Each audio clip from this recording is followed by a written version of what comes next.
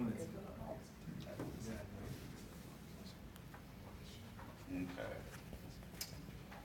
So were you touring around Europe when you were 6? Did you write an opera by the time you were 13? Or perhaps you were an assistant concert master by the age of 18. If you were any of these things, then I would consider you a music prodigy. And in that itself is a real talent.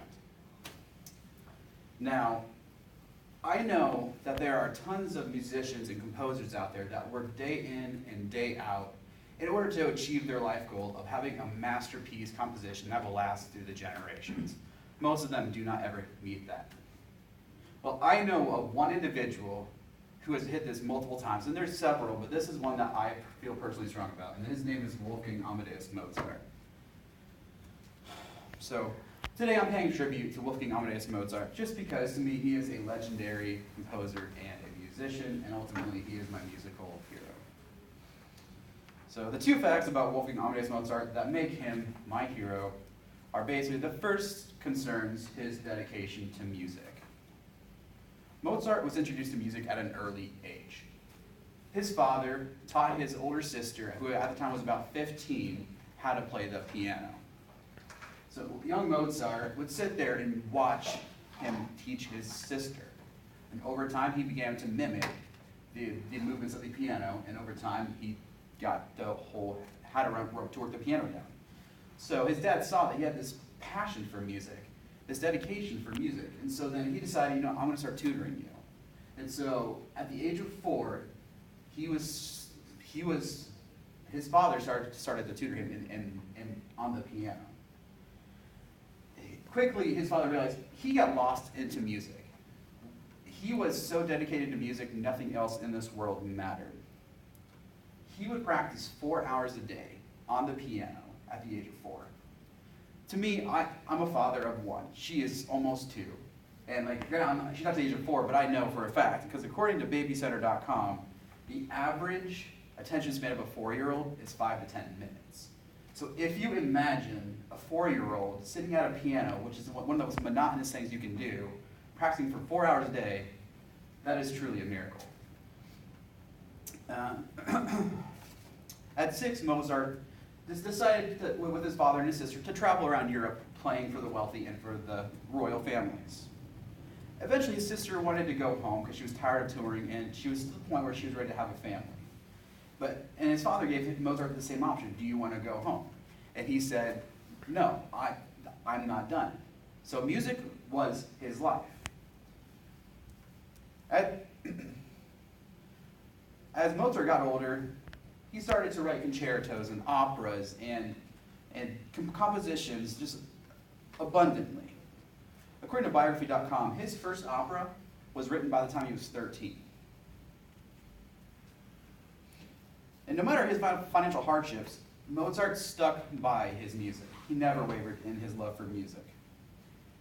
And even on his deathbed, as fragile and as weak he was, he picked up the quill and he started to write his final song, which is now called the Requiem Lacrimosa, which some people believe it's his funeral song, that he was writing it for himself, but others think that he was paid by someone else to write it for someone.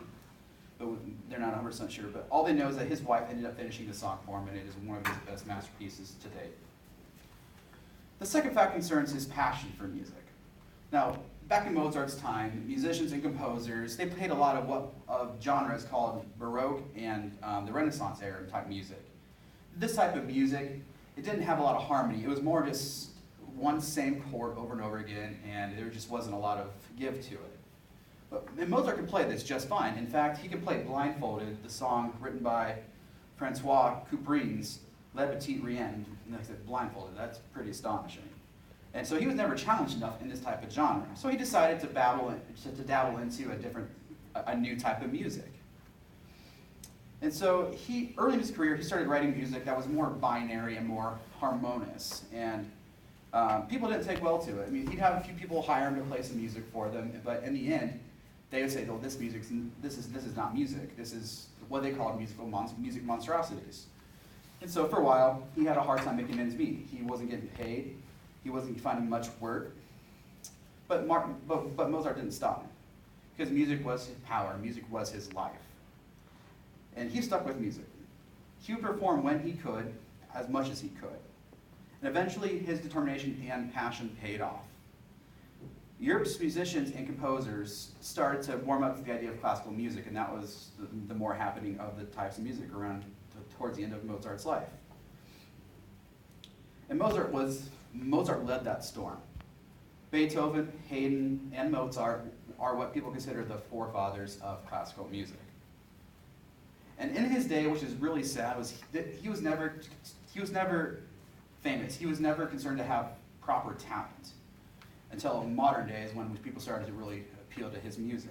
So he never got to see the overall outcome of his music. So Mozart in history is one of the most legendary composers, musicians of all time. He will always be my musical hero.